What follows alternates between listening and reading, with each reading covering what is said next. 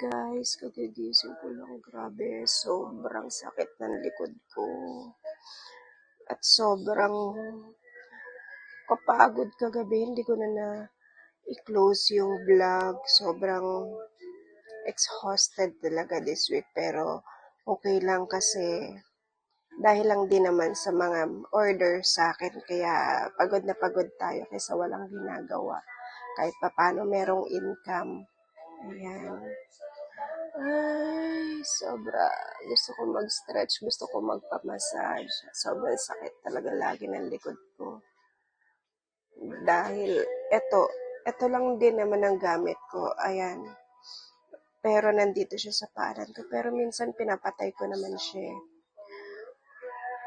Kasi, para sa akin, enough na to. Meron kasi kaming aircon sa kwarto.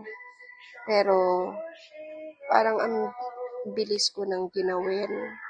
Tapos, isa lang din kasi yung bed doon. Ano lang siya, double deck. So, ang siste, matutulog lang din ako sa lapag. So, which is, mas masakit lalo sa likod yun kasi sa lapag, di ba? So, ayun, dito ako natutulog sa, sa sofa, sa couch. Mas okay naman to compare dun sa lapag. Kasi malapad siya. Tanggalin ko lang tong mga pillow na to para na ako nasa kama.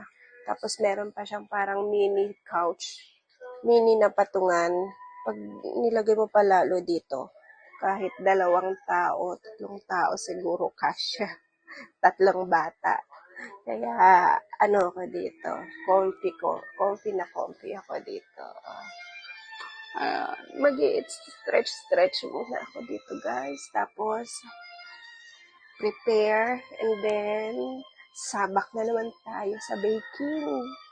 Ayun, ang lagi ko lang naman inaabangan sa pagbe-bake yung magiging resulta niya. Kaya alam mo minsan, kahit yung halaga niya mahal, wala sa akin yun. Ang hinahabol ko kasi minsan yung design. Pero kasi ang umorder lang din naman sa akin sa ngayon dahil nga newbie pa lang ako sa pagbe-bake, yung kapatid ko. Kaya pag may in-order sa akin, kailangan ko ng ganito. Sasuggest ko muna yung mga hindi ko pa nagagawang cake ako para meron akong mai-post ba kung ano yung mga kaya kong gawin na cake. Ayun. So, first time ko ulit gumawa naman ng number cake. So, sana mapaganda ko siya para post ko siya sa Facebook, sa TikTok, at saka sa YouTube. Ayun lang guys. Yun yung ganap natin ngayon. So sana matapos ako na maaga para makapagpahinga ako. And then, plano ko bukas ng umaga. Actually, hindi umaga, madaling araw. Iluto ang cinnamon kasi baka magtatlong recipe ako sa sa tawag niya sa cinnamon. Magtatatlong recipe ako niyan dahil nga 22 pieces ng cinnamon yung o-orderin sa akin, which is good at fully paid naman na kasi yun. Gusto ko sana siyang i-move. Pero, hindi pwede. Kasi, na-i-move na siya before. Dapat nung 5 pa yun. Wala akong mga lagayan, wala akong mga boxes. Umorder pa ako online. Late na siyang dumating, kaya sabi ko dun sa umorder, i-move ko muna. Kasi wala akong malalagyan pa. Tapos dun nga sa, di ba nakita niya naman na binlog ko yung boxes. Dumating siya maaga-aga. Pero yun nga, nasabi ko na sa na i-move ko na lang. Yun nga lang, nagkaroon pala ng kasabay ng number cake, kaya eto. Pero okay lang din naman. Tapos yung lagayan niya is napakamura, kaya kitang-kita niyo naman doon sa vlog ko, amazed na amazed ako, sobrang mura. At di ko nga alam, ako pa naman si add to cart na kahit alam mong hindi pa kailangan, add ng add kasi feeling ko magagamit ko siya. At ito nga, ang dami ko nang naipon. Minsan magbablog ako ng lahat ng mga napamili ko na kasi nakakatuwa lang dahil ang dami ko nang naipon. Meron pa nga may binili akong molder para sa sa cake na shiny. Nakalimutan ko na yung tawag doon. Cake na shiny. Bumili ako ng molder, dalawa. Hindi ko pa nagagamit, guys. So, iniisip ko kung ibebenta ko ba siya online. Pero, na malay natin, sabi ko nga sana matuloy-tuloy ko tong pagbibusiness ng cake. Para, ayun, magandang business siya, maganda.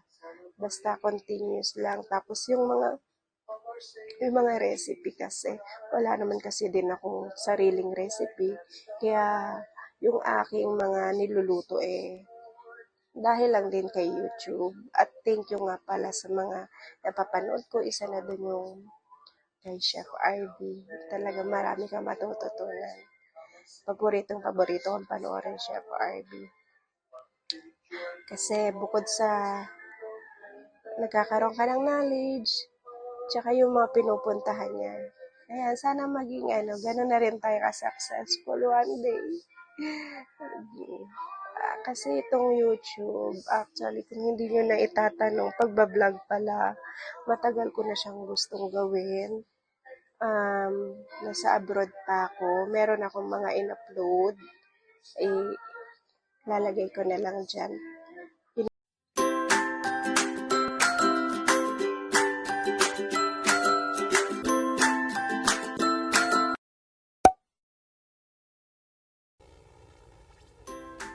Hi guys! Today is 24, this November 24. So, sabi ko try ko mag-vlog. Kasi ang dami ko napapanood ng vlog sa YouTube. So, sabi ko mukha siyang okay. Tapos, yun, lipas oras kasi dito ako sa abroad. So, minsan nakaka-board.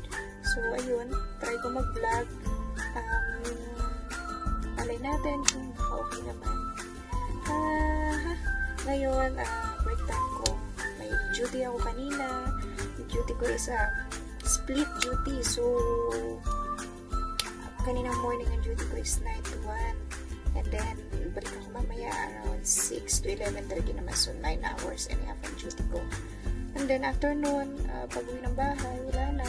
Luto-luto. Tapos, kain. Kasama ng mga roommates ko. And then, after that, tulog na. Nakakatulog ako mga 3 o'clock na yun. And then, gising na ng umaga.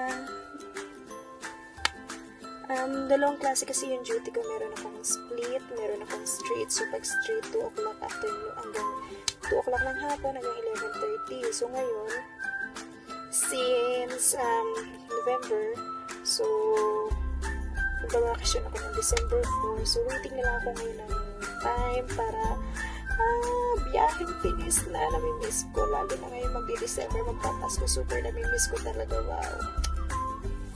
Ayun.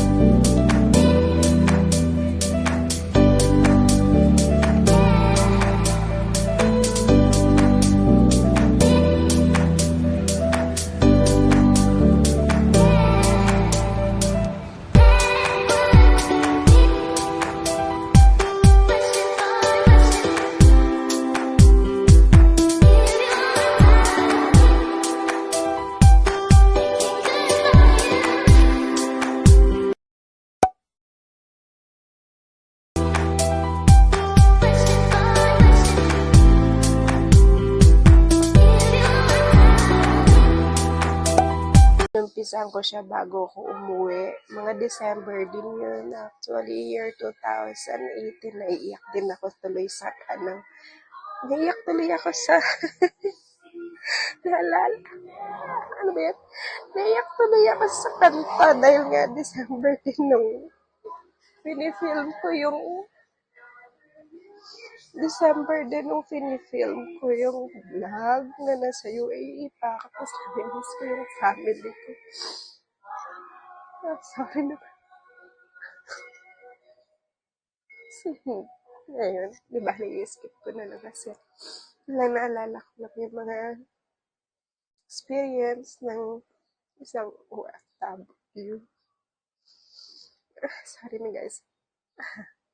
Back, ayan, after kanina. So, ni-stop ko na lang muna kasi napaka-emotional. Pero look, ang aking number 3. Ang dami kong kalat. I-ready ko lang muna siya. Ibabox ko lang muna.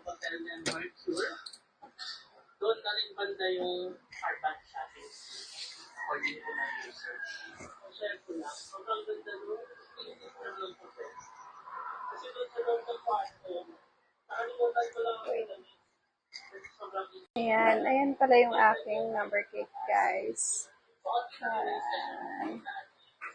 So, meron pa akong toppers na ilalagay dyan. Pero bukas na lang kasi baka mag-gano siya sa picture siya, image. So, baka mag-moist sa ref. So, yun. Ganda ba siya?